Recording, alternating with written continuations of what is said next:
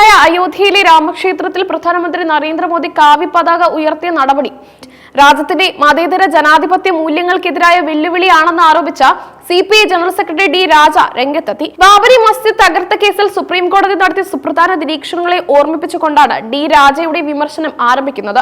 മസ്ജിദ് തകർത്തത് ഒരു ക്രിമിനൽ പ്രവൃത്തിയായിരുന്നുവെന്ന് പരമോന്നത നീതിപീഠം തന്നെ പറഞ്ഞിട്ടും പ്രധാനമന്ത്രി നരേന്ദ്രമോദി ആ സ്ഥാനത്ത് നിർമ്മിച്ച രാമക്ഷേത്രത്തിൽ കാവ്യ പതാക ഉയർത്തി നിൽക്കുന്നത് ഇന്ത്യൻ നാഗരികതയുടെ പുനരുജ്ജീവനത്തിന്റെ പ്രതീകമായി അവകാശപ്പെടുന്നത് അംഗീകരിക്കാനാവില്ലെന്ന് അദ്ദേഹം കുറ്റപ്പെടുത്തി.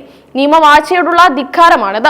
ബാബരി മസ്ജിദ് തകർത്തത് ക്രിമിനൽ പ്രവൃത്തിയാണെന്നും അതിന് ആരും ഉത്തരവാദികളല്ലെന്നും സുപ്രീം കോടതി പറഞ്ഞിട്ടും പ്രധാനമന്ത്രി നരേന്ദ്രമോദി ഇന്ത്യൻ നാഗരികതയുടെ പുനരുജ്ജീവനത്തിന്റെ പ്രതീകമായി അവകാശപ്പെട്ട അയോധ്യയിൽ കാവ്യ പതാക ഉയർത്തി രാജ്യത്തിന് മുന്നിൽ നിൽക്കുന്നു.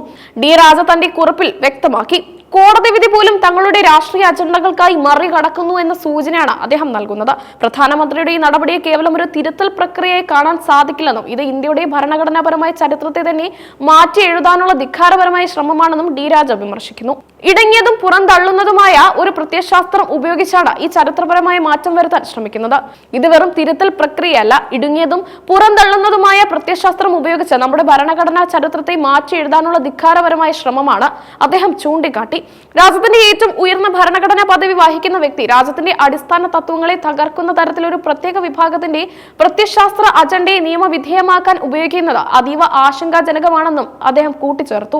ഇന്ത്യൻ ഭരണഘടനയുടെയും മതേതര സ്വഭാവത്തെയും ബഹുസ്വരതയും ഇത് ചോദ്യം ചെയ്യുന്നുവെന്ന് രാജ വാദിക്കുന്നു.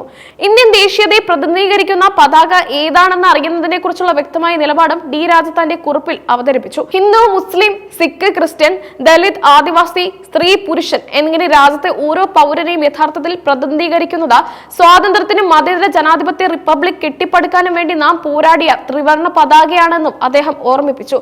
അയോധ്യയിലെ കാഴ്ച പുനരുജ്ജീവനമല്ല, മറിച്ച് നമ്മുടെ ദേശീയത, സമത്വം, നീതി, സാഹോദര്യം, നിയമവാഴ്ച എന്നിവയെ നിർവചിക്കുന്ന മൂല്യങ്ങളുടെ നിരാകരണമാണ്. ഡി രാജ വിശദീകരിച്ചു.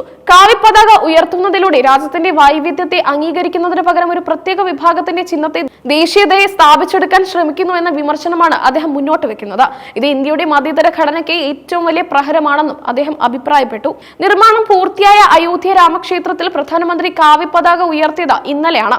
161 അടി ഉയരമുള്ള പ്രധാന ഗോപുരത്തിന് മുകളിൽ 22 അടി നീളവും 11 അടി വീതിയുമുള്ള ത്രികോണാകൃതിയിലുള്ള പതാകയാണ് സ്ഥാപിച്ചത്. ഈ പതാക ഉയർത്തിയതിലൂടെ ഒരു വലിയ വിഭാഗം ജനങ്ങളുടെ വികാരങ്ങളെ തൃപ്തിപ്പെടുത്താൻ ഭരണകൂടം ശ്രമിക്കുന്നുണ്ടെങ്കിലും അത് രാജ്യത്തിന്റെ മതേതര പാരമ്പര്യത്തെയും നീതിന്യായ വ്യവസ്ഥയുടെ വിധിന്യായങ്ങളെയും അവഗണിച്ചുകൊണ്ടായിരിക്കരുത് എന്ന ശക്തമായ സന്ദേശമാണ് ഡി രാജ നൽകുന്നത്. ഈ നടപടി രാജ്യത്തെ രാഷ്ട്രീയ കക്ഷികൾക്കിടയിൽ കൂടുതൽ ധ്രുവീകരണത്തിന് വഴിയൊരുക്കുമെന്നും ഭരണകൂടം ഒരു പ്രത്യേക മതത്തിന്റെ ആചാരങ്ങളോടും ചിഹ്നങ്ങളോടും പരസ്യമായി കൂറ് പ്രഖ്യാപിച്ചത് ഭരണഘടനയുടെ അടിസ്ഥാന തത്വങ്ങൾക്ക് വിരുദ്ധമാണെന്നും അദ്ദേഹം അടിവരയിട്ട് പറയുന്നു.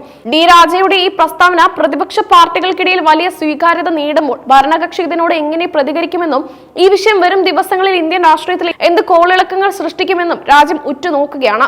ഭരണഘടനാ മൂല്യങ്ങളെക്കുറിച്ചുള്ള ഒരു ദേശീയ സംവാദത്തിന് ഈ സംഭവം തുടക്കമിട്ടിരിക്കുകയാണ്.